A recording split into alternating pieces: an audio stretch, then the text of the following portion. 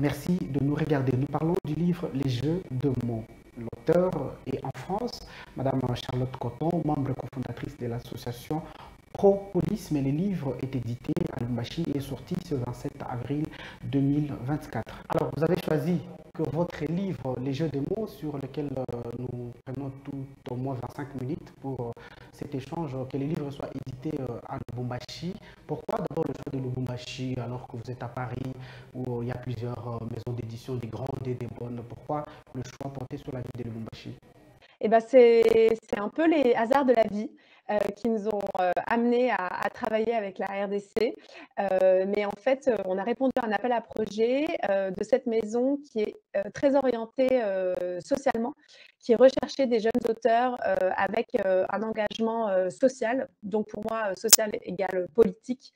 Et en fait, dans la description de ce qu'elle recherchait comme genre de livre, ça nous a beaucoup parlé, puisque nous, en fait, les jeux de mots, le livre que nous sortons, c'est un livre qui est engagé socialement, qui a été écrit par 2 équipes médicales ici à Paris et qui parle de douleurs chroniques. Et en fait, on a eu envie de travailler avec des gens qui comprenaient à quel point l'engagement social est important pour transformer les mentalités, pour changer aussi nos manières de voir et d'aborder ces sujets-là. Donc, on était très, très intéressés de travailler avec eux. Et de là est sorti Les Jeux de mots, donc notre livre qui va paraître.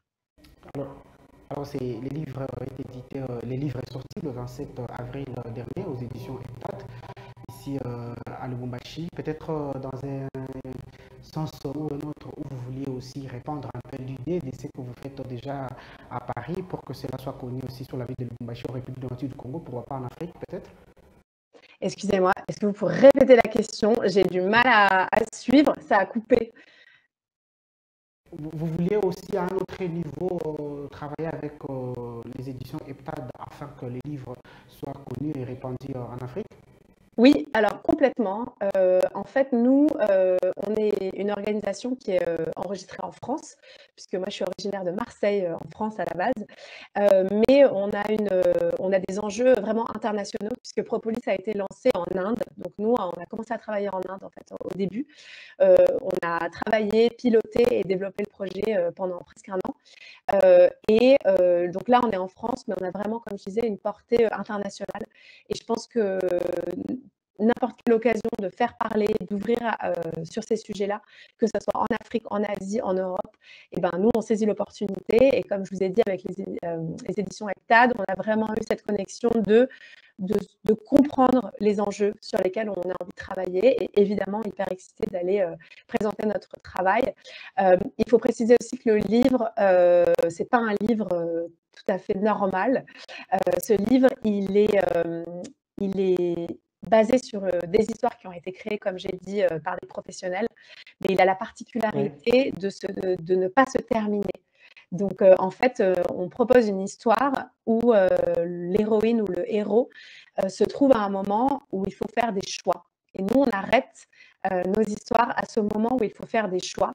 Et on va lancer la balle au lecteur ou à la lectrice pour que lui ou elle s'approprie la fin de l'histoire. Et c'est vraiment une des techniques en fait qu'on utilise chez Propolis.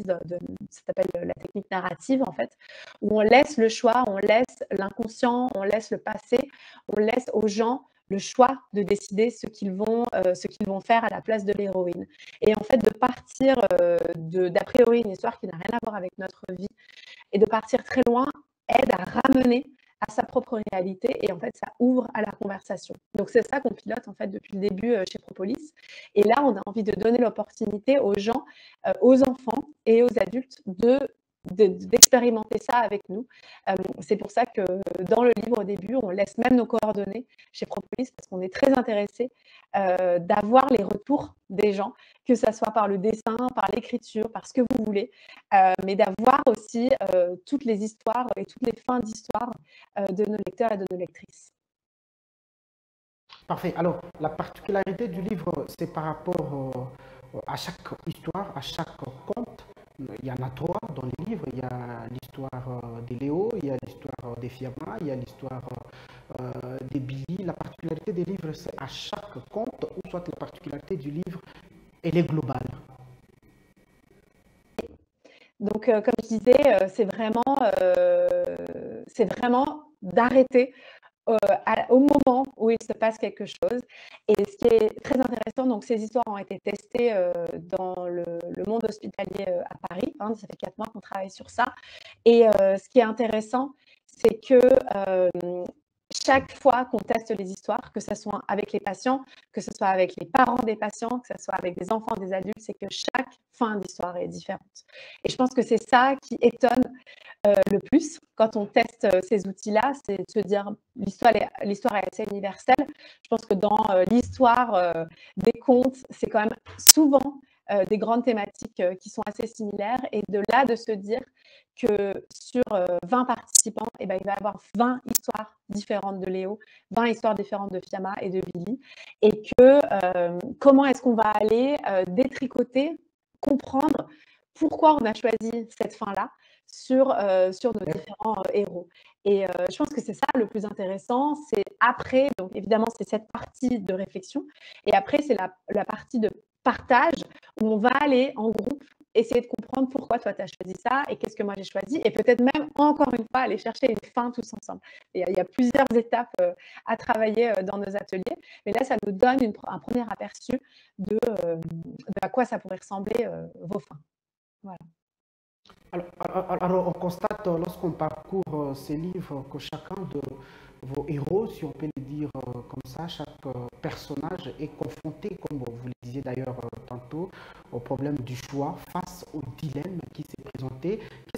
Qu'est-ce que ces livres se voulaient à ce stade-là pour son lecteur? Alors, c'est une très bonne question. La thématique du choix, pour nous, ça va mettre en mouvement une idée. C'est-à-dire que quand il y a un choix, quand il y a un dilemme, eh bien, on est obligé de prendre des décisions. On est obligé de prendre une route et de laisser une autre route. Ça me fait penser à la citation décider, c'est renoncer. C'est vraiment ça. C'est-à-dire que là, on a travaillé sur le sujet de la douleur chronique. C'est le thème de ce livre sous-jacent. Et ce que ça révèle, le choix, ça veut dire de sortir d'une problématique ou d'une thématique en particulier et d'obliger le lecteur ou la lectrice à aller quelque part. Et cette mise en mouvement, ça peut aider à sortir d'une situation pas forcément facile, hein. Des fois, c'est des décisions qui sont compliquées, mais qui vont amener à un résultat plutôt que de laisser dans l'air une situation qui peut durer des années, puisque la douleur chronique, sur les patients avec lesquels on a travaillé, c'est des douloureux de très long terme, en fait. Donc, c'est de donner une opportunité de sortir d'une situation, pour une fois.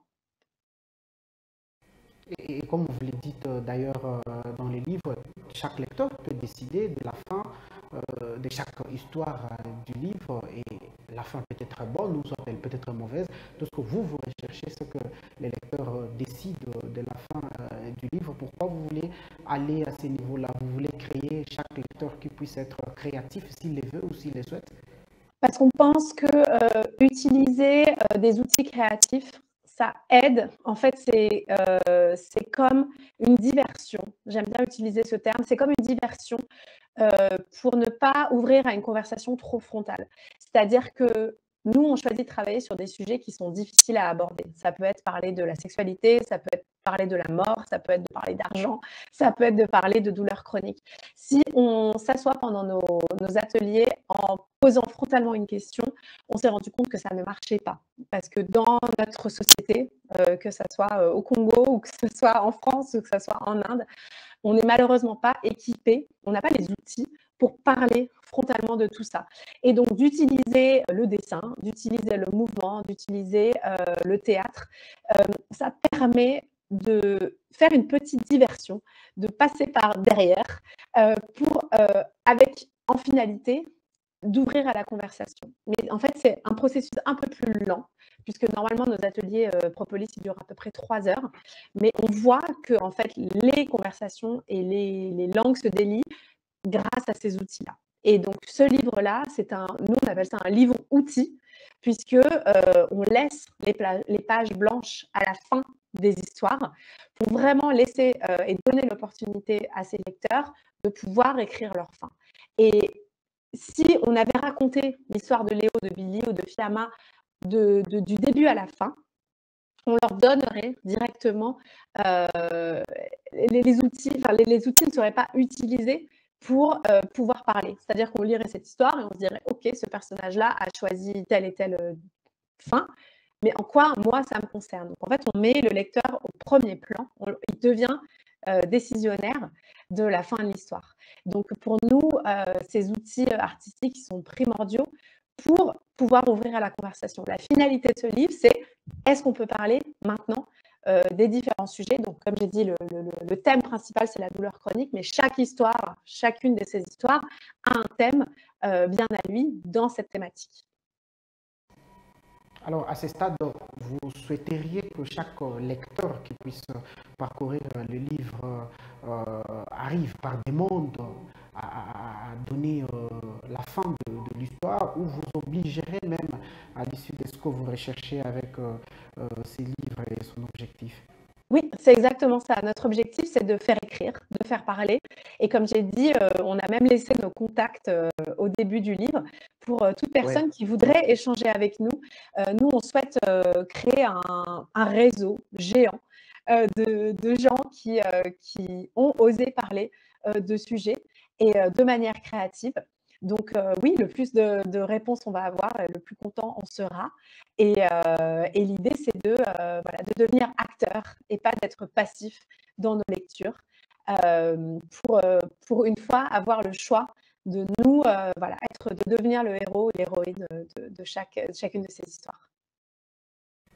Alors, vous dites que le livre est dédié aux enfants ou à tout celui qui a une âme d'enfant. Qu'est-ce que ça signifie? Alors, c'est une des valeurs de Propolis, c'est la joie. Et nous, on veut travailler dans la joie.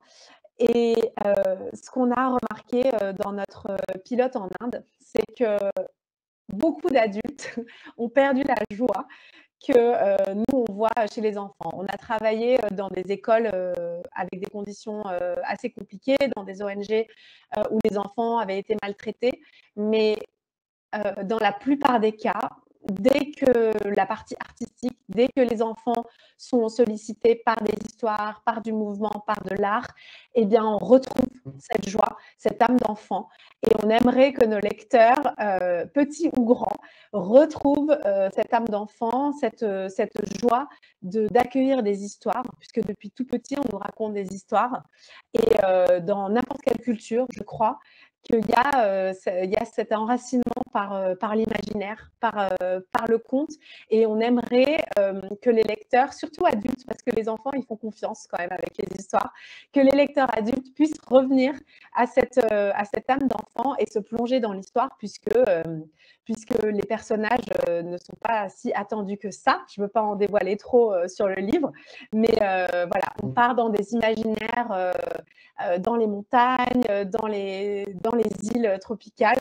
Donc, de venir voyager avec nous et de laisser et de sortir un peu des codes de romans adultes et d'avoir cette transmission intergénérationnelle de parents, de grands-parents aussi potentiellement, de pouvoir travailler avec des enfants, donc tout aussi bien dans des écoles, dans des hôpitaux ou même à la maison avec vos familles. Voilà. Alors, vous venez de le dire une fois de plus que la finalité, c'est que chaque lecteur puisse arriver à créer sa propre fin de chaque histoire, de chaque conte que contient ces livres. Comme vous venez de l'expliquer par rapport à ma précédente question, si les livres dédiés aux enfants ou à tout celui qui a une âme d'enfant, peut-être parce que les enfants sont aussi courageux, imaginatifs et créatifs. Je pense. C'est très beau ce que vous dites et c'est très juste. Je pense que les enfants sont bien plus courageux que nous. Peut-être parce que il y a beaucoup de barrières sociales qui se construisent quand on grandit. Et on le voit, nous, dans les ateliers, quand on demande à des adultes de faire du théâtre, de se mettre en scène, il y a beaucoup plus de réticence que les enfants qui y vont sans réfléchir. Et je pense que oui, il y a cette connexion à l'imaginaire, à l'histoire, qui est beaucoup plus évidente pour des enfants que pour des adultes. Moi, je trouve ça très triste. Et du coup, on a envie d'aller chercher ça d'aller chercher ça chez les adultes sans jugement. Je trouve que c'est quand même assez mal vu de dire à des adultes de revenir à l'enfance. Mais nous, on voit ça comme quelque chose d'hyper positif parce que peut-être que grâce à cette création, peut-être grâce à cette réflexion, on peut aller chercher des choses qui sont enfouies. On voit par exemple avec le dessin, on ouvre nos ateliers en demandant aux participants de finir l'histoire par le dessin. Et il y a énormément de blocages des adultes qui nous disent « Ah mais moi, je ne sais pas dessiner ». Les enfants, ils ne nous disent jamais ça. Les enfants, ils prennent des crayons, des pastels, des couleurs et ils y vont. Parce qu'il y a moins la peur du jugement, il y a moins la peur du ridicule. Et donc, on va aller dire aux adultes, on va les rassurer aussi en leur disant, mais il n'y a pas de notes, on n'est pas noté, on ne va pas faire un concours de dessin, c'est vraiment d'aller chercher l'expression à travers le pinceau qui nous intéresse. Voilà. Alors, à la page 38 de ces livres, si je peux les dire ainsi, avec l'histoire de Billy, la dernière histoire d'ailleurs, vous dites dans ces livres, malheureusement, leur merveilleux monde est en danger à cause du changement climatique. Vous poursuivez en disant que c'est parce qu'aujourd'hui, tout est mis en péril avec l'équilibre de l'environnement qui est pourtant si délicat. On comprend que le livre change de tournant. Est-ce un plaidoyer pour une nature menacée un peu aussi à travers ces livres des jeux des mots? Oui, merci de le souligner. Je pense qu'on a, en fait, de travailler dans l'environnement social, il y a plein de thématiques qui sortent. C'est-à-dire que ça nous a paru évident, puisque nous travaillons sur des personnages qui sont sous la mer et sur la mer. Au-dessus, sur la terre, pardon, eh bien, il y a eu un plaidoyer plus ou moins conscient qui s'est construit pour aussi s'ancrer dans notre réalité en 2024, pour que ces personnages-là puissent évoluer et continuer de grandir. Il y a une responsabilité climatique qui s'est mise en jeu. Encore une fois, cette thématique, elle est sortie de nos équipes médicales. Ce n'est pas nous qui l'avons souligné, mais ça a été très évident pour eux de s'ancrer sur cette réalité-là, comme vous le dites, pour mettre en jeu et souligner des réalités qui sont très, très actuelles. Donc oui, ça n'a pas été, c'était pas le thème principal, mais de parler de douleur, de parler de représentation dans une société. Le thème de l'écologie est ressorti aussi, puisque je pense que le thème écologique est aussi social et politique et qui a dû être aussi être mis en lumière. Oui. Alors, quels sont aujourd'hui tout ce qu'on peut arriver justement avec ce thème qui est comme un thème secondaire par rapport à ces sujets? Et ça rencontre maintenant ma préoccupation première, éditer des livres à Lubumbashi, en République démocratique du Congo, qui, entre guillemets, aujourd'hui provient comme pays solution par rapport à tout ce qu'il y a comme réchauffement climatique parmi, bien sûr, les pays solutions. Parmi les solutions, c'est une bonne question. Je ne sais pas si je peux y répondre en globalité, mais en tout cas, nous, en prenant parti sur ce sujet-là, on espère que voilà, les enfants, les parents, les grands-parents vont pouvoir, en tout cas, en parler, parler de ce changement climatique. Hein. On parle beaucoup d'anxiété écologique en ce moment. Ça, c'est un des grands sujets en France pour le pays que je connais. Hein. J'imagine qu'au Congo aussi, il y a des réalités climatiques qui font qu'il y a des changements climatiques, qu'il y a plein de problèmes qui sont sur ce sujet-là. Donc, nous, on espère que, encore une fois, d'utiliser des personnages, ça va aider à pouvoir parler de cette angoisse, de cette anxiété climatique et pourquoi pas le faire lire aux bonnes personnes qui, eux, ont les solutions ou en tout cas peuvent changer des choses, que ce soit au niveau du gouvernement, que ce soit au niveau des associations, voilà, pour faire parler. Nous, on veut faire parler, on veut refaire monter des histoires et voilà, utiliser aussi ces fins comme des témoignages. Sait-on jamais si on reçoit plein d'histoires de gens qui nous disent « Oui, on est ancré sur ces questions écologiques et moi, j'ai 8 ans et ça m'angoisse énormément. » Voilà, d'utiliser ces histoires comme des témoignages de de ce qui se passe en 2024, que ce soit sur la douleur, que ce soit sur la colère, que ce soit sur l'environnement, sur plein de thèmes qui ressortent de ces livres. S'ils peuvent aider à être des témoignages écologiques, environnementaux et sociétaux, eh ben, tant mieux. C'est aussi le but de ce livre. Parfait, mais malheureusement, plein de sujets qui peuvent ressortir de ces livres, comme vous venez de le dire, en 3 contes seulement, est-ce vraiment moins suffisant ou soit-il fallait que ça se limite par là? Est-ce que les sujets sont suffisants? C'est ça votre question? Ouais. C'est jamais suffisant dans une lutte sociale, environnementale. Je pense que ça ne sera jamais suffisant.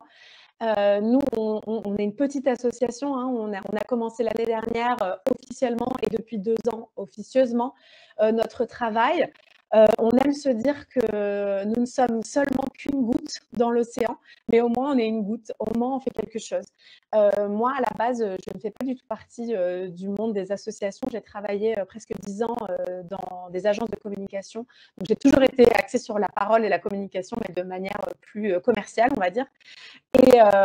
Et j'avais vraiment la sensation de ne pas être assez engagée, que ce soit dans mes valeurs sociales ou politiques. Et depuis que je travaille pour Propolis, depuis qu'on a lancé Propolis, au moins il y a un mouvement, il y a une action. Est-ce que c'est assez? Non, ce ne sera jamais assez. Ça sera assez le jour où toutes ces questions taboues seront mises sur la table et adressées avec respect et dignité. Donc, ce n'est pas assez, mais c'est déjà ça. Ça sera peut-être ma réponse. Parfait. Et en cela, est-ce que les livres seuls peuvent arriver à résoudre ce problème que vous voulez finalement décater, parler de tout ce qu'il y a comme tabou? Est-ce qu'en livre, ça peut suffire? Parce que là, déjà, le premier, les jeux de mots, n'a que 3 contes. Est-ce qu'il va falloir qu'au prochain livre, par exemple, aller à plus de 5, à plus de 10 contes? Oui, eh ben, c'est une très bonne question. C'est le début. Voilà, nous, on aimerait évidemment continuer de collecter les contes qui sont écrits par, pour l'instant, ce sont avec des professionnels de la santé. On va travailler dans d'autres secteurs. Nous, on est une association, je le rappelle bien, donc notre rêve, la finalité de tout ça, ça serait d'avoir des contes qui pourraient être accessibles en ligne gratuitement sur des thématiques bien différentes, comme une espèce d'encyclopédie géante du conte qui pourrait servir de support à n'importe quel professionnel, que ce soit dans l'éducation, dans la santé, dans les gouvernements, je ne sais pas. Mais en tout cas, de collecter tous ces contes, puisqu'on a des contes qui ont été écrits en Inde, on a ces contes dans le milieu médical, mais on continue d'écrire pour pouvoir offrir ça, mettre ça en ligne pour le plus grand nombre, pour qu'ils puissent s'en servir. Est-ce que le livre est suffisant? Non, mais le travail et la collecte de toutes ces histoires, on espère qu'en finalité, ça sera suffisant pour aider comme support pour ouvrir aux conversations. Donc oui, le rêve, ça serait 10, 20, 100 contes. Il n'y a pas de fin à ce rêve-là pour ouvrir au plus grand nombre. Ça, c'est vraiment l'idée. Et c'est quoi le constat que vous avez aujourd'hui par rapport à toutes les données que vous avez? Les tabous, c'est toujours tabou en Afrique et en Asie, contrairement en Europe? Je ne compare pas, je ne sais pas si c'est une comparaison géographique qu'il faut faire, mais plutôt de se dire, par exemple, sur le sujet de la douleur chronique, moi je peux parler que pour la France pour l'instant, puisque c'est là où on a travaillé. Mais de se dire, sur des grands sujets universels, je pense que le travail de détricoter ces tabous est essentiel, que ce soit dans n'importe quel continent, puisque, comme j'ai dit, les enjeux sont vraiment différents, que ce soit des enjeux pour une famille, une société, un gouvernement, mais que le travail est essentiel, puisque nous, on part du principe que le silence engendre de la violence. De ne pas parler, de faire l'autruche, de ne pas adresser des sujets, ça crée encore plus de malaise, encore plus de répression. Et on le voit bien dans des pays où on fait taire les artistes, où on fait taire les activistes. Eh bien, ce sont des pays où, quand on coupe à la conversation, ce sont des pays politiquement problématiques. Et donc, nous, on essaie de voir l'enjeu politique aussi, de faire taire les gens. Et nous, notre outil, il est aussi positif positionner pour faire parler et pour relayer l'information et donner le choix aux gens d'avoir des avis et surtout de les exprimer. Voilà. Alors, en résumé, puisqu'on va finir par ici, Charlotte Coton, avec Propolis, à quoi peut-on s'attendre dans les futurs? Les mêmes genres de contes qui vont revenir avec le même intitulé, les jeux des mots, puisqu'il faut parler des tabous? Oui, pour cette version-là, donc on parle de 3 contes, mais dans le futur, on pourra s'attendre à plus de contes. Alors, est-ce que ça sera les jeux de mots volume 2? Peut-être, sur des thématiques différentes, mais l'idée, c'est oui, c'est de continuer à écrire, de continuer à collecter et de continuer à être en interaction avec nos lecteurs et nos lectrices, puisque c'est ça qui nous intéresse aussi, d'avoir les perspectives de tout le monde et de continuer à ouvrir la parole et à parler. Oui. Alors, Madame Charlotte Coton, membre cofondatrice, si on peut le dire ici, de Propolis, et aussi auteur de ces livres, Les jeux de mots, que nous avons exploités dans cette émission, nous vous disons merci d'avoir accepté notre invitation. Merci beaucoup. Quelle joie de vous parler. Est-ce que on a le droit de prendre une petite photo ensemble pour mes archives? Est-ce que c'est OK de faire ça? Je fais un petit screenshot. Je vous dis à 3. Ouais. Attendez, je ne vous vois plus là. Voilà, super. 1, 2, 3. Merci beaucoup. Merci de nous regarder. C'est tout pour cette émission. Au revoir.